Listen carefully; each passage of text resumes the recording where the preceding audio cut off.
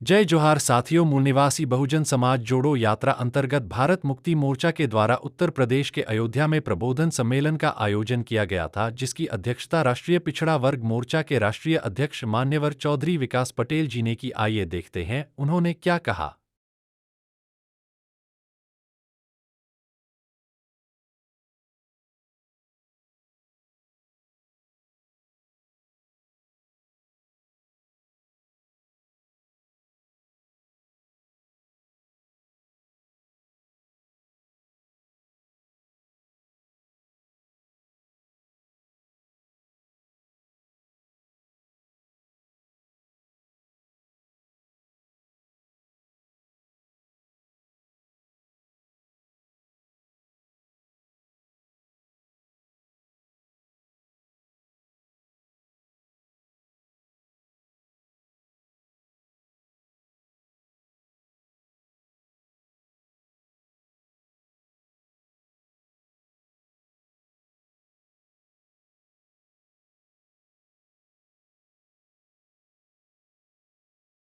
Jail भरो आंदोलन की तैयारी के अंतर्गत मूल निवासी बहुजन समाज जोड़ो यात्रा चलो गांव की ओर चलो बूथ की ओर पूरे देश भर में चलाई जा रही है।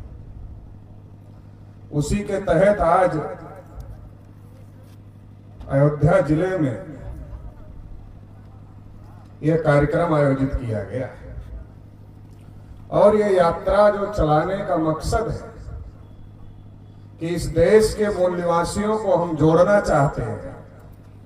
इस देश के मूल निवासी बहुजन समाज को हम इकट्ठा करना चाहते हैं। और इकट्ठा किस लिए करना चाहते हैं? क्योंकि इस देश का जो मूल निवासी बहुजन समाज है, उस मूल निवासी बहुजन समाज के ऊपर अभी बहुत सारी समस्याएं निर्माण हो रही हैं और उन बहुत सारी समस्याओं की जड़ में कुछ समस्याएं हैं जिसको इस पर्चे में लिखा गया है, जिसमें एक समस्या ईवीएम की समस्या है। एक समस्या इस देश में जाति आधारित जनगणना और ओबीसी की जनगणना नहीं हो रही, ये भी समस्या है। और देश में मूल निवासी बहुजन महापुरुषों का अपमान लगातार किया जा रहा है, ये भी एक समस्या है। तो इनको मुद्दा बनाया गया है। साथियों, इस देश के अंदर जब इस देश में अंग्रेज नहीं थे, जब इस देश में मुगल नहीं थे, तब इस देश में यूरेशिया से चलकर ब्राह्मण लोग आए थे।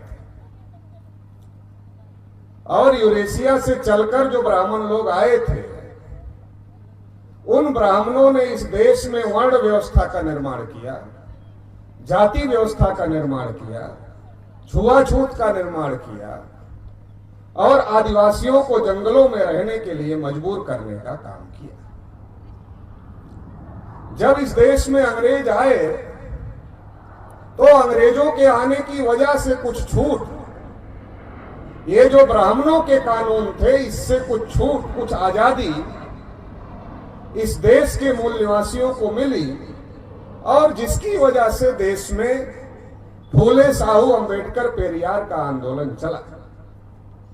एक तरफ देश में फूले साहू अंबेडकर पेरियार का आंदोलन चल रहा था, जो इस देश में अपने हक अधिकार की बात कर रहा था, समता, स्वतंत्रता, बंधुता और न्याय की लड़ाई लड़ रहा था। वहीं दूसरी तरफ इस देश में अंग्रेजों को इस देश से भगाने की भी लड़ाई चल रही थी। ये दोनों लड़ाई पैरेलल चल रही थी। एक तरफ ब्राह्मणों की गुलामी से आजादी की लड़ाई और दूसरी तरफ अंग्रेजों की गुलामी से आजादी की लड़ाई।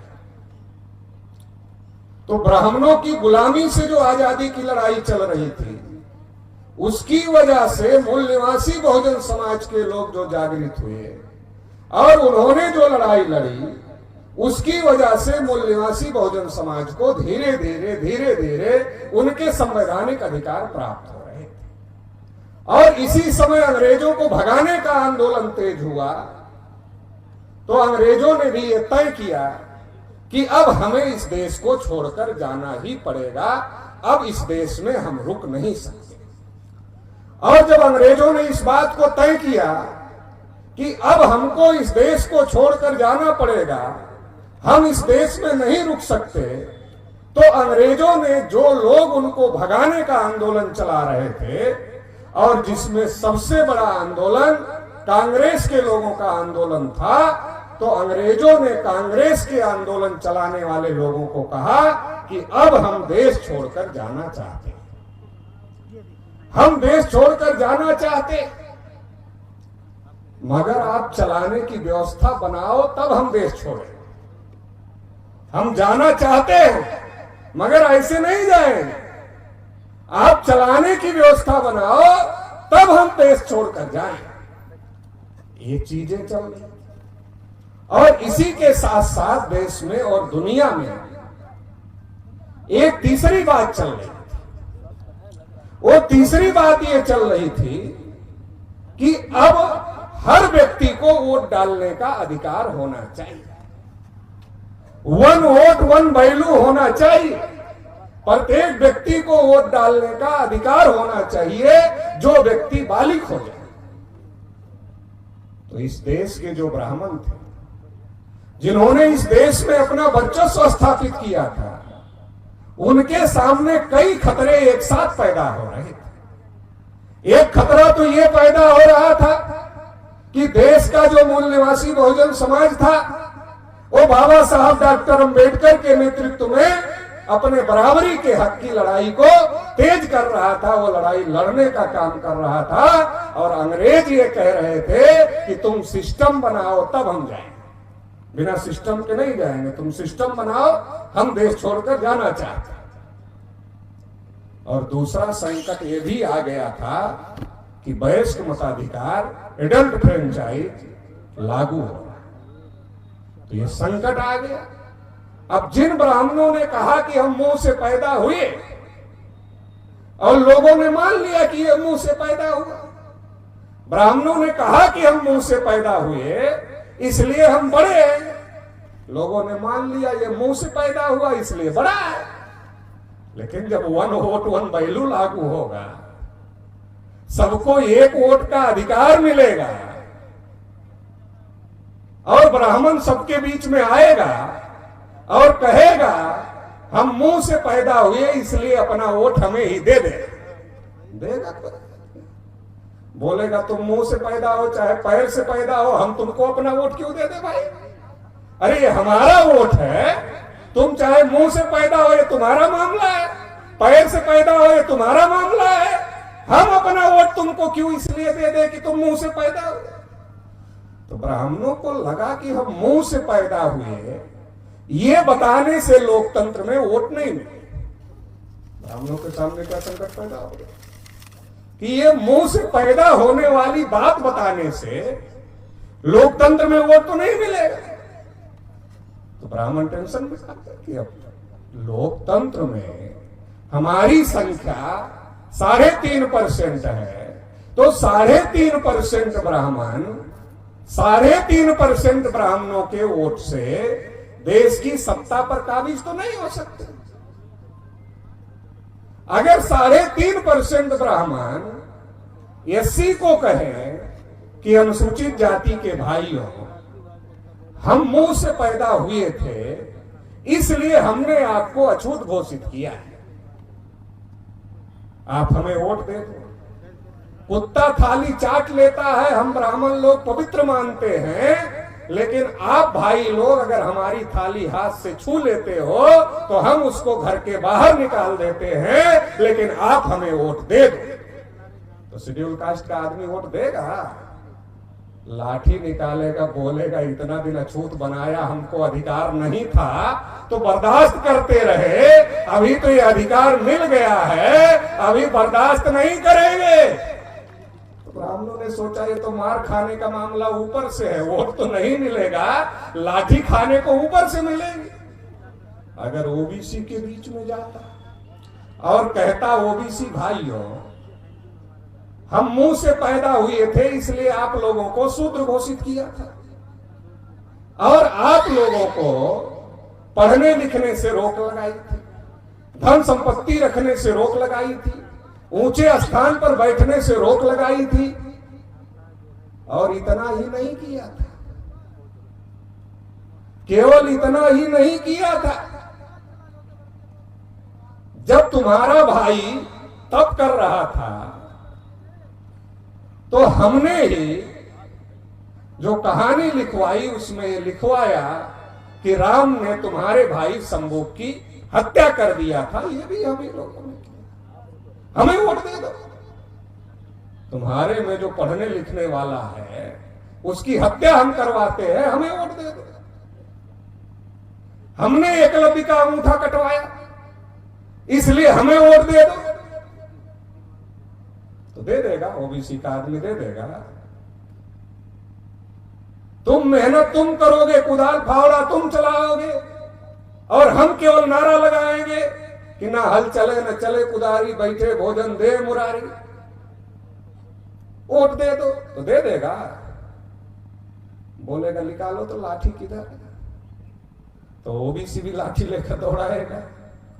अगर आदिवासी भाई के बीच में गया और कहा आदिवासी भाई हमने आपको जंगलों में रहने के लिए मजबूर किया, नहीं तो आप भी सबके साथ अच्छी जिंदगी जी रहे थे, लेकिन हमारी वजह से आप जंगलों में आ गए, आप हमें वोट दे दो। तो आदिवासी भाई भी बोलेगा तुम्हारी वजह से जंगल में खाने पीने रहने की सब समस्या है, तुम्हें वोट दे दे, वो भी निकालेगा। तो ब्राह्मणों ने सोचा ये वोट लेने का कम और मार खाने का ज्यादा बड़ा कार्यक्रम लगता है। एडल्ट फ्रेंचाइज में, वयस्क मताधिकार में अगर हम सही बात बताकर वोट मांगेंगे तो ये बड़ा खतरनाक मामला है। वोट तो नहीं मिलेगा, लाठी जरूर मिलेगी। तो ब्राह्मणों ने सोचा ये ठीक काम नहीं, ये ठीक काम नहीं। तो ब्राह्मणों ने दिमाग लगाया फिर क्या करना चाहिए। तो ब्राह्मणों ने पहले नंबर का काम किया, ब्राह्मण हिंदू बने। दिनकर साहब कह रहे थे कि मेश्राम साहब ने चैलेंज किया कि SC ST OBC के लोग हिंदू हैं, ब्राह्मण सिद्ध करके बताए, नहीं कर पाए। अब हम आज यहां दूसरी बात कह रहे हैं, हम कह रहे हैं ब्राह्मण हिंदू है, यही ब्राह्मण सिद्ध करके दिखाए। अभी तक क्या था, SC ST OBC हिंदू है, ये ब्राह्मण सिद्ध करके दिखाए, वो तो कर नहीं पाए वो लोग। अब ब्राह्मण ही हिंदू है, यही ब्राह्मण सिद्ध करके दिखाए। कैसे सिद्ध करके दिखाए? जब जजिया कर मुगलों ने लगाया तो ब्राह्मणों ने मुगलों का घर घेर लिया, कहा हिंदू नहीं, महल घेर के कहा हिंदू नहीं।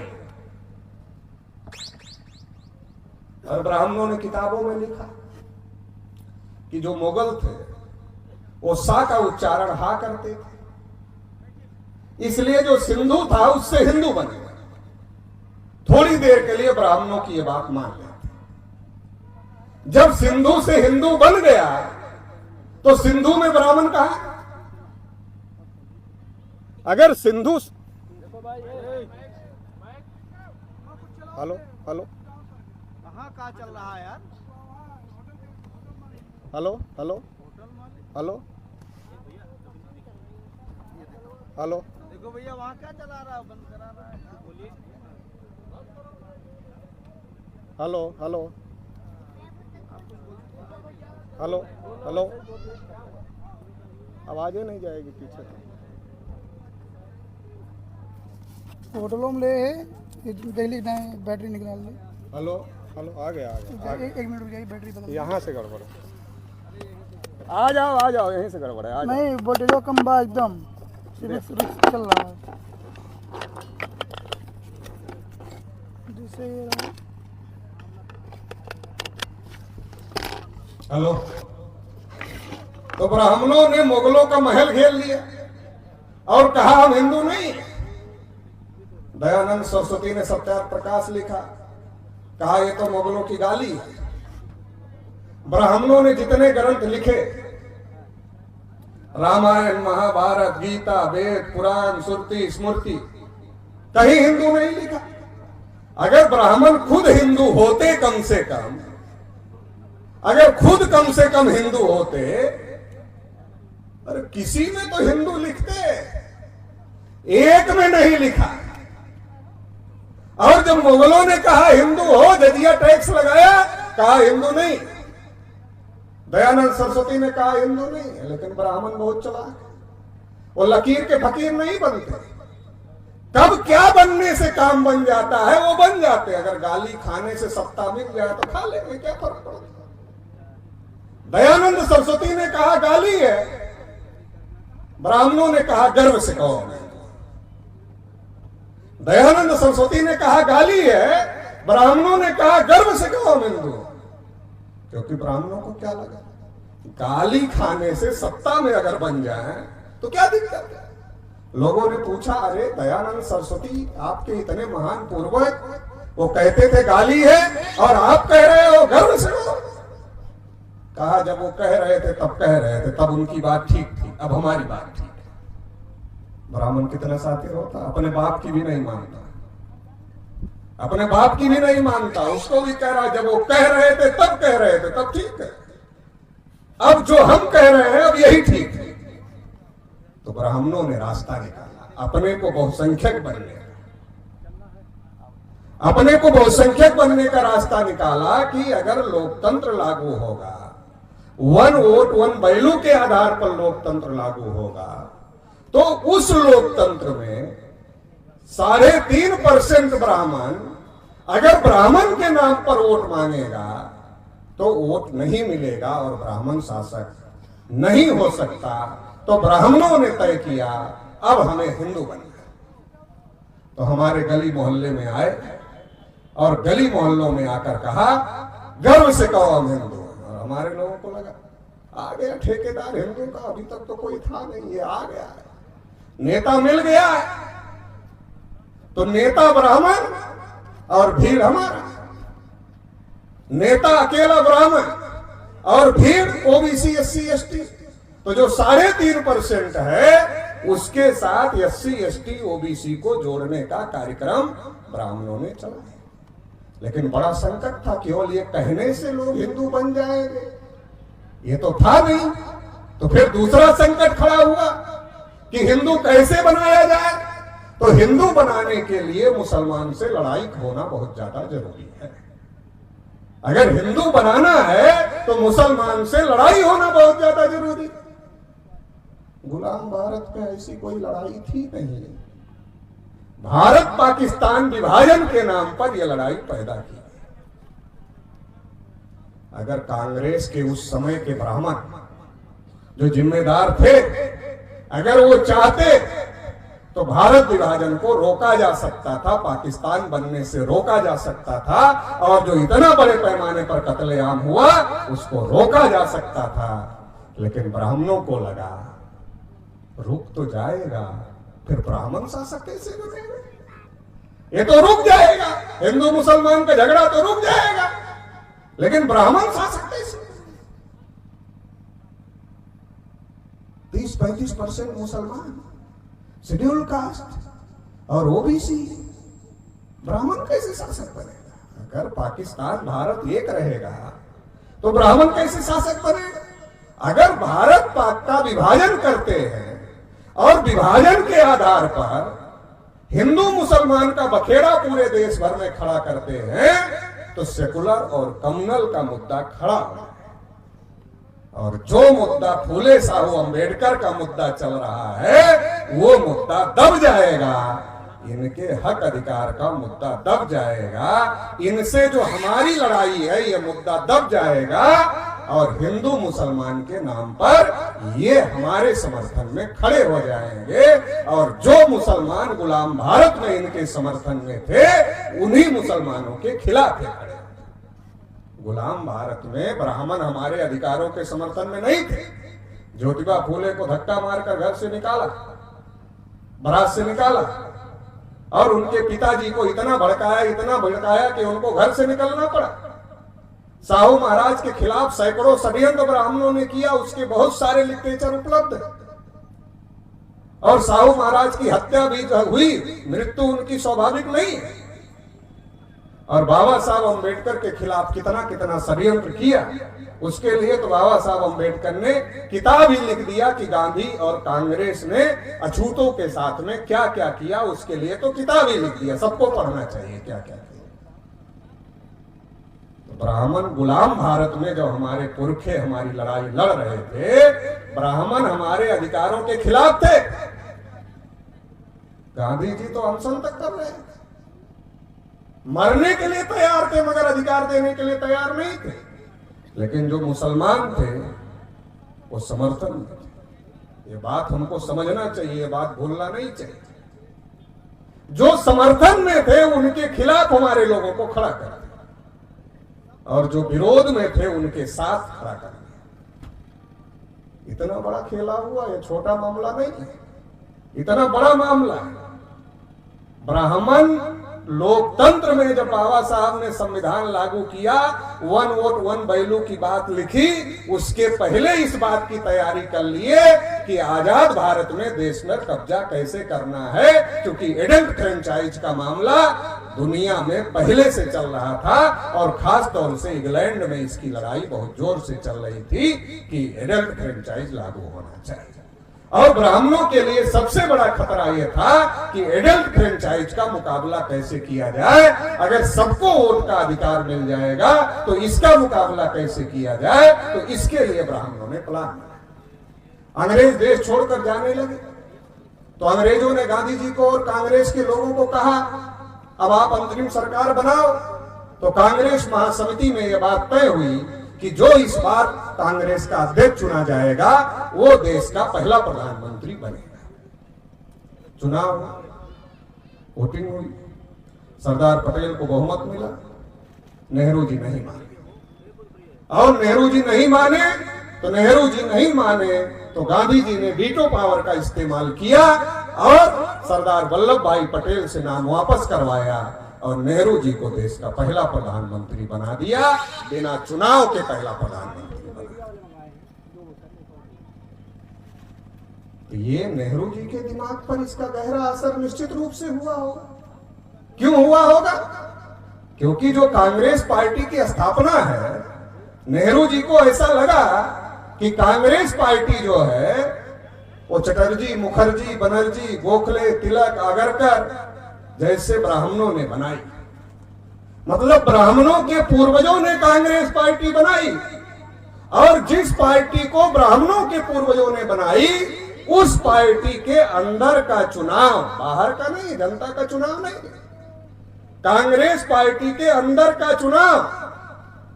मैं इतना बड़ा ब्राह्मण, कितना बड़ा ब्राह्मण, तो पंडित जवाहरलाल नेहरू कोई छोटा मोटा ब्राह्मण थे क्या? नेहरू जी को क्या लगा, जिस पार्टी की स्थापना मेरे पूर्वजों ने किया उस पार्टी के अंदर का चुनाव मैं इतना बड़ा ब्राह्मण पंडित जवाहरलाल नेहरू नहीं जीत पाया। अगर देश में जाति के आधार पर जनगणना होती रही और हर बार ये आंकड़े आते रहे कि देश में ब्राह्मणों की संख्या 3.5% है, तो देश में बड़ा बवाल खड़ा होगा इसको लेकर। ये 3.5% वाले बार बार ये 3.5 वालों की सरकार क्यों आती है, दूसरे लोगों को क्यों नहीं आती? तो अगर ऐसी जागृति पैदा हो गई और ये बात सबको पता चलती रही कि देश में ब्राह्मणों की संख्या केवल 3.5% है, तो इससे दिक्कत पैदा हो जाएगी और इससे पंडित जवाहरलाल नेहरू पहला और आखिरी ब्राह्मण प्राइम मिनिस्टर हो जाएगा। इसके बाद कोई ब्राह्मण प्राइम मिनिस्टर नहीं। नेहरू को पता था, और पता था तो उन्होंने सोचा जाति जनगणना रोकना पड़ेगा, तो रोक दिया। नेहरू ने 1951 में जब जनगणना हुई आजाद भारत में पहली जनगणना, तो नेहरू जी ने रोक दिया। 1952 में चुनाव था। अगर 51 में जनगणना का आंकड़ा आता कि ब्राह्मण 3.5% है, तो 1952 के चुनाव पर भी उसका असर पड़ता। 1951 में ही जनगणना रोक दी। तो ये जनगणना केवल ओबीसी का जनगणना रोकने का मामला नहीं है। ये जनगणना को जो मामला है ये जनगणना न होने से ब्राह्मण सत्ता में रहते हैं। अगर जनगणना हो जाए तो ब्राह्मण नीचे आएगा, मूल निवासी बहुजन समाज सत्ता में जाएगा। इतना बड़ा मामला है, सोच समझ कर रोका गया। इतना ही नहीं रोका गया, ओबीसी को आरक्षण नहीं दिया गया। बाबा साहब संविधान सभा में ये सारा काम ब्राह्मण क्यों कर रहे थे? ये सारा काम एडल्ट फ्रेंचाइज के डर से कर रहे थे। हिंदू बनने का काम, हिंदू बनाने का काम, जनगणना रोकने का काम और ओबीसी को आरक्षण न देने का काम, ये जो सारा काम कर रहे थे, ये काम वयस्क मताधिकार जो लागू हुआ एडल्ट फ्रेंचाइज के डर से कर रहे थे। बाबा साहब कह रहे थे ओबीसी को मिलना चाहिए। कांग्रेसियों ने कहा हाँ ठीक है मिलना चाहिए, लेकिन पहचान नहीं। बाबा साहब ने आर्टिकल 340 लिखा कि आयोग बनाकर पहचान किया जाए। नेहरू आयोग नहीं बना रहे। क्यों नहीं बना रहे? सवाल है क्यों नहीं बना रहे? तो हमको लगता है हमको नौकरी नहीं देना चाह रहे थे, केवल इसलिए नहीं बना रहे। अरे केवल नौकरी नहीं देने का मामला नहीं था। नेहरू जी राजनीतिक व्यक्ति थे, साधारण व्यक्ति नहीं थे। तो नेहरू जी का दिमाग केवल नौकरी तक नहीं था। नेहरू जी सोच रहे थे शेड्यूल कास्ट की आबादी 15% है, उसको पहले रिजर्वेशन मिला। शेड्यूल ट्राइब की आबादी 7.5% है, उसको भी रिजर्वेशन मिल गया है। हम तो एससी और एसटी को ही नहीं चाहते थे, मगर उसको मिल गया, नहीं रोक पाए। अब ये दोनों तो साथ रहे, क्योंकि दोनों रिजर्व कैटेगरी के हो गए, दोनों को रिजर्वेशन मिलता है, तो एससी और एसटी तो साथ रहेंगे। अब 15% शेड्यूल कास्ट और 7.5% आदिवासी, 22.5%। नेहरू जी ने सोचा अगर 52% ओबीसी भी रिजर्व कैटेगरी हो गया तो हिंदू के नाम पर आएगा कि आरक्षण के नाम पर जाएगा? नेहरू जी क्या सोच रहे थे? अगर 52% ओबीसी भी रिजर्व कैटेगरी हो गया तो ये हिंदू के नाम पर आएगा कि आरक्षण के नाम पर जाएगा? कुछ कहा नहीं जा सकता। आरक्षण वाले एक साथ हो जाएंगे, और अगर आरक्षण वाले एक साथ हो जाएंगे तो 22.5% एससी एसटी और 52% ओबीसी, 74-75% की आबादी, 74-75% का गठबंधन बन जाए। क्यों? रिजर्व कैटेगरी एक तरफ, अनरिजर्व कैटेगरी एक तरफ। और फिर माइनॉरिटी वाले कहां जाते? माइनॉरिटी वाले तो पहले से बाबा साहब के साथ खड़े थे, वो कहां जाते हैं? तो नेहरू जी को पता था, तो सेकुलर के नाम पर मजबूरी में हमारे साथ आते हैं। अगर ये इतना बड़ा बन जाएगा तो इधर थोड़े ही आएंगे, उधर जाएंगे। तो फिर आजाद भारत में ब्राह्मणों का कब्जा होना संभव नहीं होगा। तो रिजर्व नहीं रहेगा ओबीसी, तो फिर क्या होगा? और क्या हुआ? तो ओबीसी को ब्राह्मण समझाते रहे। क्या समझाते रहे? अरे तुम्हारे हिस्से की नौकरी तो शेड्यूल कास्ट के लोग ले गए, तुम्हारे बच्चे की नौकरी तो शेड्यूल ट्राइब के लोग ले गए, और रिजर्वेशन के खिलाफ ओबीसी के लोगों का इस्तेमाल एक लंबे समय तक होता रहा, और ये बताकर होता रहा कि आपको तो नौकरी मिल जाती, लेकिन एससी एसटी के लोग जो आरक्षण ले रहे हैं इसकी वजह से आपको नौकरी नहीं मिल रही है। ये काम नहीं किया। ब्राह्मण सत्ता में बने रहने के लिए ये सारा काम कर रहे थे, क्योंकि नौकरी मिलती तो केवल प्रशासन ही नहीं जाता, शासन भी चला जाता। तो ब्राह्मणों ने, इसलिए नेहरू जी ने ओबीसी का आरक्षण रोकने का काम किया कि इसको अपनी साइड रखो। जब ये जनरल में रहेगा तो हमारी साइड रहेगा, रिजर्व में रहेगा तो उस साइड रहेगा। तो जब इसको आरक्षण नहीं दिया जाएगा तो ये जनरल में रहेगा तो हमारी साइड रहेगा, हमारी साइड रहेगा। ब्राह्मण को बुरा बनने की जरूरत नहीं है, क्योंकि ब्राह्मण तो शेड्यूल कास्ट का भी वोट लेगा, शेड्यूल ट्राइब का भी वोट लेगा। वो आरक्षण के खिलाफ बोलेगा तो वो बुरा बनेगा। ओबीसी ही आरक्षण के खिलाफ बोलेगा, ब्राह्मण मीठा मीठा बोलेगा। ओबीसी एससी एसटी के आरक्षण के खिलाफ बोलेगा, और ओबीसी को एससी एसटी से हम लोग लड़ाते रहेंगे और इनका समर्थन लेकर राज करते रहेंगे। इतनी बड़ी राजनीति का मामला है। तो बाबा साहब समझ गए। तो बाबा साहब ने कानून मंत्री पद से इस्तीफा दिया, और इस्तीफा पत्र में यह बात लिखा कि नेहरू जी मेरे बार बार कहने के बावजूद आयोग नहीं बना, इससे मैं दुखी हूं। और इस्तीफा दिया तो चंदापुरी जी को यह बात पता चली कि बाबा साहब अम्बेडकर ने ओबीसी के मुद्दे पर इस्तीफा दिया है, तो चंदापुरी जी बाबा साहब के पास गए और बाबा साहब को कहा हम आपकी रैली पटना में कराना चाहते हैं। नेहरू फिर भी अलर्ट थे। जब बाबा साहब ने रैली पटना में बाबा साहब की रैली चंदापुरी जी करवा रहे थे, तो नेहरू जी ने अपना आदमी भेजा और कहा आपको प्रधानमंत्री जी ने बुलाया।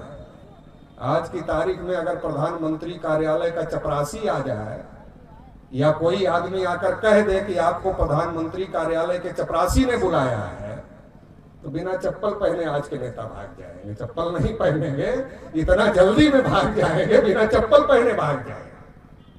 लेकिन चंदापुरी जी के ऊपर कोई असर नहीं हुआ। उन्होंने कहा हमारे पास समय नहीं, हम तो तैयारी कर रहे हैं बाबा साहब की रैली। तो नेहरू जी को पता चली, तो नेहरू जी ने सोचा कि रैली करके बड़ा बन के फिर मिलना चाहते हैं। तो नेहरू जी ने दोबारा मैसेज करवाया, रैली के बाद मिलेंगे क्या? तो चंदापुरी जी ने कहा ना अब मिलेंगे ना तब मिलेंगे, ना पहले मिलेंगे और न बाद में मिलेंगे। तो नेहरू जी को लगा कि चंदापुरी जी के ऊपर माथा पटकने से कुछ बनने वाला नहीं है, तो फिर पत्थर फेंकवाए बाबा साहब के ऊपर ताकि रैली न होने पाए। जो दक्षिण भारत की आग है वो उत्तर भारत तक नहीं पहुंचनी चाहिए। अगर अंबेडकर उत्तर भारत पहुंच गया तो ओबीसी के लोग रैली करवा रहे हैं, अध्यक्षता मुस्लिम व्यक्ति कर रहा है, बाबा साहब चीफ गेस्ट हैं। उत्तर भारत का शेड्यूल कास्ट भी हाथ से निकलेगा, ओबीसी भी निकलेगा, मुसलमान भी निकलेगा और कांग्रेस का दिवाला निकल जाएगा। ये बात नेहरू को समझ में आती और घबरा करके कालेलकर कमीशन बनाने का काम किया। लेकिन जब बाबा साहब अम्बेडकर का महापरिनिर्वाण हो गया तो फिर उसको रद्दी की टोकरी में डाल दिया, क्योंकि यूज तो करना था ओबीसी। ओबीसी के बगैर ब्राह्मण सत्ता में कैसे आ सकते? आ नहीं सकते। ओबीसी को छोड़कर ब्राह्मण सत्ता में नहीं आ सकते, ओबीसी को लेकर ब्राह्मण सत्ता में आ सकते हैं। तो ब्राह्मणों ने यह प्लान बनाया कि ओबीसी को रिजर्वेशन नहीं मिलना चाहिए, ओबीसी की गिनती नहीं होनी चाहिए, ओबीसी को जाति के नाम पर नहीं गिना जाना चाहिए, ओबीसी को ओबीसी के नाम पर नहीं गिना जाना चाहिए, ओबीसी को हिंदू के नाम पर गिना जाना चाहिए। हिंदू के नाम पर गिनने का मतलब है शामिल बाजा में आप भी शामिल हो गए। हिंदू के नाम पर गिनने का मतलब यह है कि ब्राह्मणों के साथ आपकी भी गिनती हो गई। आपकी ताकत नहीं बढ़ी, ब्राह्मण की ताकत बढ़ गई। क्योंकि हिंदू का ठेकेदार कौन बनता है? ब्राह्मण बनता है। जब हिंदू का ठेकेदार ब्राह्मण है तो हिंदू में जितने लोगों की गिनती होगी उनका ठेकेदार कौन बनेगा? ब्राह्मण बनेगा। और ब्राह्मण बनेगा तो ताकत किसकी बनेगी? ब्राह्मण की ताकत बढ़ेगी, आपकी कोई ताकत नहीं बनेगी। लेकिन ओबीसी के नाम पर गिनती हो तो बिहार में गिनती हुई, पता चला 64% ताकत बनी। देखिए ना ताकत के 64% है। अगर गिनती हो ओबीसी की ओबीसी के नाम पर तो ओबीसी की ताकत बनेगी। अगर ओबीसी की गिनती ओबीसी के नाम पर नहीं होगी तो ताकत नहीं बनेगी। तो ये बड़ा षड्यंत्र उस समय किया ब्राह्मणों ने सत्ता में आने के लिए। लेकिन धीरे धीरे ओबीसी के अंदर चेतना निर्माण हुआ। नेहरू जी ने गिनती रोका 1951 में, 1961 में फिर नेहरू जी देश के प्रधानमंत्री थे, 1971 में इंदिरा जी देश की प्रधानमंत्री थी, 1981 में फिर इंदिरा जी देश की प्रधानमंत्री थी, 2001 में अटल जी देश के प्रधानमंत्री थे। अभी तक कांग्रेस वाले रोक रहे थे, 2001 में अटल जी रोक दिए, वो भी ब्राह्मण थे। तो ये सारे ब्राह्मण, कांग्रेस के ब्राह्मण, बीजेपी के ब्राह्मण क्यों रोक रहे थे? क्योंकि जो बात नेहरू जी को समझ में आती थी वो बात इंदिरा जी को समझ में आती थी, जो बात इंदिरा जी को समझ में आती थी वो नरसिम्हा राव को समझ में आती थी, जो नरसिम्हा राव को समझ में आती थी वो अटल जी को भी समझ में आती थी। अगर ओबीसी के आदमी को पूछो अटल जी कैसे नेता, कहता बहुत बढ़िया नेता थे। उतना बढ़िया नेता तो कोई हुआ ही नहीं। टीवी पर लोग बोलते रहते बढ़िया नेता, श्रद्धेय अटल जी, श्रद्धेय अटल जी बोलते ओबीसी के लोग। तो मैंने कहा तुम्हारी गिनती किसने रोका? कहा ये तो पता ही नहीं। तो ओबीसी की सबसे बड़ी समस्या क्या है? ओबीसी को सब कुछ पता है, दुनिया भर का ज्ञान है, ब्रह्मांड का ज्ञान है, बस अपने अधिकार के बारे में ज्ञान नहीं, बाकी सब ज्ञान है। पूरे ब्रह्मांड का ज्ञान है। अगर उनसे बात करो तो पूरे ब्रह्मांड का ज्ञान आपको दे देंगे, आपकी सुनेंगे नहीं, पूरा ज्ञान आपको देना चाहेगा। लेकिन अगर उनके अधिकार के बारे में पूछ लो, तुम्हारे मंडल कमीशन में क्या लिखा, नहीं होता, नहीं। तुम्हारी गिनती होती, नहीं, वो तो नहीं पता। तुम्हारे काम की जो है वो तुमको पता नहीं है। दुनिया भर की जानकारी रखने से क्या फायदा, काम की जानकारी नहीं। अटल जी बढ़िया नेता है, लेकिन तुम्हारी गिनती रोक दिया है, पता नहीं। तो कुछ नए कर्मचारी हो गए, उनको पूछा अटल जी कैसे नेता, कहा बहुत बढ़िया। हमने कहा पुरानी पेंशन चाहिए, हाँ उसकी तो लड़ाई हम लोग लड़ रहे, तो किसने रोका, ये पता नहीं। तो उन्हीं ने रोका जिनको बढ़िया कह रहे हो। जब ओबीसी के अंदर चेतना निर्माण करने का काम ओबीसी एससी एसटी के नेताओं ने करना शुरू किया, तो बड़े पैमाने पर ओबीसी के अंदर भी चेतना निर्माण होना शुरू हुआ। मंडल कमीशन लागू करो वरना कुर्सी खाली करो, काशीराम जी ने आंदोलन चलाया दिल्ली। उसके पहले काका साहब का लेकर कमीशन लागू करो, रामोदेश यादव और तमाम लोग जो थे बिहार के बड़े नेता, वो सब चला रहे थे। तो ये लड़ाई चली, सोशलिस्टों ने भी नारा लगाया, सोशलिस्टों ने बाधी गांठ पिछड़े पावे 100 में 60, तो नारा लगा, चारों तरफ से नारा लगा, और नारा लगा तो ओबीसी के अंदर कुछ चेतना पैदा हो। और जब ओबीसी के अंदर कुछ चेतना पैदा हो गई, एससी एसटी के अंदर चेतना पैदा हो गई कि बहुत हो गया ब्राह्मणों का, अब हमें अपना बनाना है, ये चेतना जब पैदा हो गई तो अलग अलग राज्यों में ओबीसी एससी एसटी की पार्टियां खड़ी होना शुरू हो, ब्राह्मणों के लिए संकट खड़ा हो गया। और 1975 के चुनाव में इलाहाबाद हाई कोर्ट ने इंदिरा गांधी की सदस्यता को रद्द कर दिया। क्यों रद्द कर दिया, कहा बेईमानी से चुनाव जीता। इलाहाबाद हाई कोर्ट ने कहा कि इंदिरा गांधी ने बेईमानी करके चुनाव जीता है, इसलिए उनकी सदस्यता रद्द कर दिया। जो पुराने लोग होंगे उनको याद हो, 1975 में रद्द कर दिया। उसके बाद ईवीएम आई, उसके पहले ईवीएम नहीं थी, उसके बाद ईवीएम आई। जब इनको लगा ये तो अपना अपना ढूंढ रहे हैं, एससी एसटी ओबीसी के लोग अपने दल को ढूंढ रहे हैं, बहुजन दल को ढूंढ रहे हैं, ये तो बड़ा संकट हो गया, अब ये ब्राह्मणों के दलों को वोट नहीं देना चाहते, तो कहा बूथ कैप्चरिंग करो, बूथ लूटो, डकैती डालो। फिर एससी एसटी ओबीसी के लोग भी कमर कस लिए, साला मर जाएंगे लेकिन बूथ नहीं लुटने देंगे। ये तो सब आंख के सामने हुआ ना, आप लोग उसमें शामिल रहे, कोई नई बात तो नहीं बता रहे। मर जाएंगे, बूथ नहीं लुटने देंगे, वोट नहीं लुटने देंगे। लोगों ने संघर्ष किया, बहुत मारपीट हुई, बहुत मार खाए, कुछ लोगों की जान गई, लेकिन लोग पीछे नहीं हटे। ब्राह्मणों को लगा अब ये भी कैसे, इनसे लड़के इनका वोट कैसे लेंगे, जितना इनसे लड़ते रहेंगे उतना ज्यादा ये हमारे खिलाफ होते रहेंगे, और अगर हमारे खिलाफ ही ये होते रहेंगे तो इनकी संख्या ज्यादा है, तो लड़ाई में कैसे जीत जाएंगे, लड़ाई में कैसे जीतेंगे, इनकी संख्या ज्यादा है। अगर इन्होंने लड़ने का मन बना लिया तो लड़ाई में कैसे जीतेंगे, तो लड़ाई में नहीं जीत सकते। तो लड़ाई में नहीं जीत सकते तो फिर क्या कर सकते हैं, तो लड़ाई में नहीं जीत सकते तो फिर मशीन ला सकते, पता ही नहीं चलने देंगे कि गड़बड़ी हो रही। तो सबसे पहले किसने लाया मशीन, इंदिरा गांधी ने लाया सबसे पहले मशीन।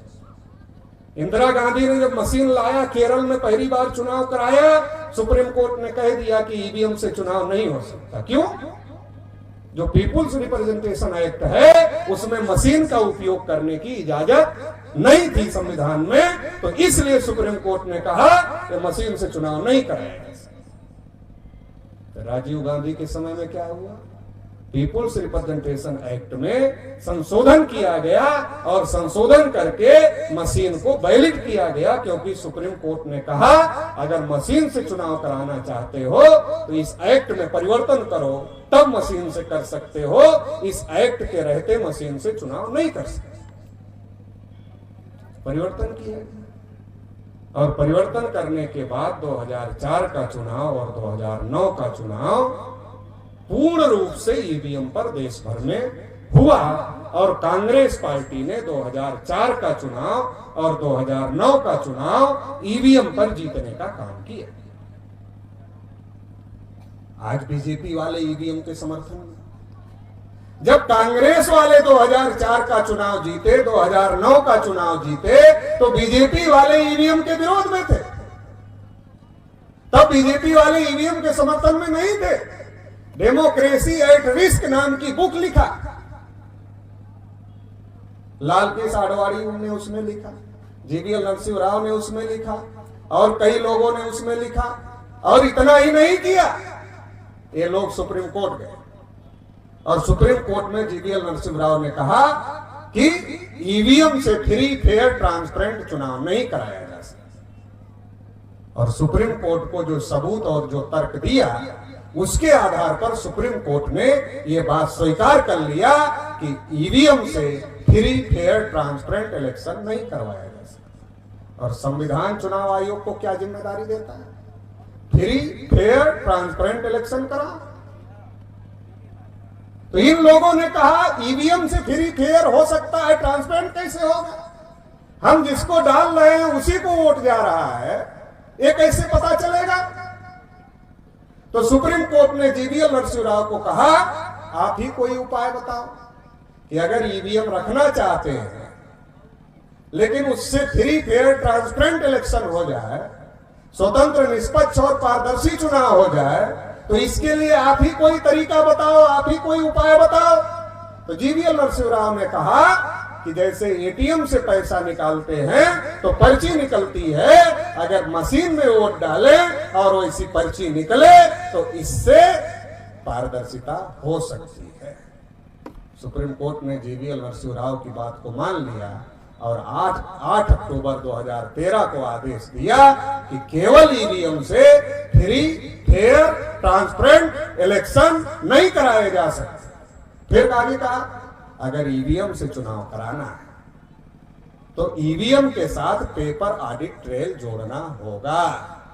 पेपर ऑडिट ट्रेल क्या है? जिसमें पर्ची निकलती है। कब कहा? 8 अक्टूबर 2013 के आदेश में सुप्रीम कोर्ट ने कहा। और फिर कहा, in case of dispute, in case of dispute का क्या मतलब है कि अगर कोई विवाद होता है, मतलब यदि 5 कैंडिडेट चुनाव लड़ रहे हैं, उसमें से कोई एक कैंडिडेट ये कहता है कि हमें ये जो आंकड़ा आया है इस पर विश्वास नहीं है, पर्चियों की गिनती किया जाए, तो सुप्रीम कोर्ट ने 8 अक्टूबर 2013 के आदेश में कहा मैनुअल रिकाउंटिंग किया जाए। मैनुअल रिकाउंटिंग का क्या मतलब है? 100% रिकाउंटिंग किया जाए, एक एक पर्ची हाथ में लेकर उसकी गिनती किया जाए। ये मैनुअल रिकाउंटिंग। ये नहीं कहा एक बूथ की किया जाए, 2 बूथ की किया जाए कि 3 बूथ की किया जाए, रैंडम नहीं कहा, मैनुअल कहा। मैनुअल रिकाउंटिंग, रिकाउंटिंग का मतलब पूरा। जैसे पहले बैलेट पेपर से चुनाव होता, रिकाउंटिंग की मांग होती थी, एक एक वोट की रिकाउंटिंग होती थी। तो ये सुप्रीम कोर्ट ने 8 अक्टूबर 2013 को आदेश दिया। सुप्रीम कोर्ट ने आदेश दिया, लेकिन बीजेपी के लोगों ने कांग्रेस के लोगों के साथ में समझौता कर लिया, क्योंकि कांग्रेस के लोग बहुत ज्यादा घबरा गए थे कि बीजेपी वाले ईवीएम को लेकर पूरे देश भर में हल्ला मचाएंगे। और अगर पूरे देश के लोगों को यह बात पता चल गई कि कांग्रेस ने 2004 का 2009 का चुनाव ईवीएम में गड़बड़ी करके जीता है, तो देश में बहुत बड़ा संकट खड़ा हो जाएगा। तो इसलिए कांग्रेस के लोगों ने आरएसएस के साथ में समझौता किया और समझौते के तहत 2011 में जो 2013 में जो वीवीपैट लगाने का आदेश सुप्रीम कोर्ट ने दिया था, 2014 के चुनाव में कांग्रेस के लोगों ने वीवीपैट नहीं लगाया। 2013 में कांग्रेस की सरकार थी, 2014 में चुनाव था। अगर 2013 में बिना वीवीपैट के फ्री, फेयर, ट्रांसपेरेंट इलेक्शन नहीं हो सकता, ये सुप्रीम कोर्ट ने आदेश दिया था, तो 2014 का इलेक्शन में जब पेपर ट्रेल नहीं लगा तो 2014 का इलेक्शन फ्री, फेयर, ट्रांसपेरेंट हुआ, ये कैसे माना जाए? और कांग्रेस के लोगों ने क्यों नहीं लगाया? और सरकार कांग्रेस की थी, अगर नहीं लगाया तो बीजेपी कैसे जीत गई? इसका मतलब कांग्रेस वालों ने कहा चुप रहो, हम जीते हैं ना 2 बार, तुम भी जीते, हम तुम्हारी मदद करेंगे, सरकार हमारी है। और कांग्रेस की मदद से हमारे लोगों को लगता कांग्रेस अलग है, बीजेपी अलग है। जब तक ये चश्मा लगा रहेगा आपका कल्याण नहीं हो सकता। कांग्रेस अलग है और बीजेपी अलग है, कांग्रेस का विकल्प बीजेपी है। ये जो चश्मा है, ये चश्मा उतार कर जितना जल्दी फेंक दो उतना ही भविष्य ठीक हो जाए। और ये चश्मा जब तक लगा रहेगा कि कांग्रेस बीजेपी की विरोधी है, बीजेपी कांग्रेस, अरे 13 में कांग्रेस की सरकार थी, 14 में ईवीएम में गड़बड़ी कैसे होती? अगर कांग्रेस नहीं चाहती तो कांग्रेस की वजह से हुआ। कांग्रेस ने बीजेपी के साथ में समझौता किया और समझौता करके जी राहुल गांधी आज सब कुछ बोलते हैं, सब कुछ बोलते हैं, ईवीएम पर नहीं बोलते। क्यों नहीं बोलते? सोचते हैं कि समझौता हुआ है, 2 बार का हुआ था, मगर आरएसएस वाले कह रहे हैं मोदी नहीं मान रहा है, उसकी उम्र राजनीति की खत्म होने वाली है, थोड़ा इंतजार कर लो, अगला आपको मिल जाएगा, चुप रहो। मोदी हमारी भी नहीं सुन रहा है, तो इंटरनल पॉलिटिक्स होती है ना। मोदी हमारी भी नहीं सुन रहा है, क्या करे? अमित शाह नहीं सुन रहा है, क्या करे? तो राहुल जी सब बोलते हैं, ये नहीं बोलते, ईवीएम के बारे में नहीं बोलते, बाकी सब बोल रहे हैं। तो मेश्राम साहब को पता चला 14 के इलेक्शन में इतनी बड़ी गड़बड़ी हो गई, तो अमन मेश्राम साहब सुप्रीम कोर्ट गए और सुप्रीम कोर्ट में जाकर सुप्रीम कोर्ट को कहा कि आपने 8 अक्टूबर 2013 को आदेश दिया कि केवल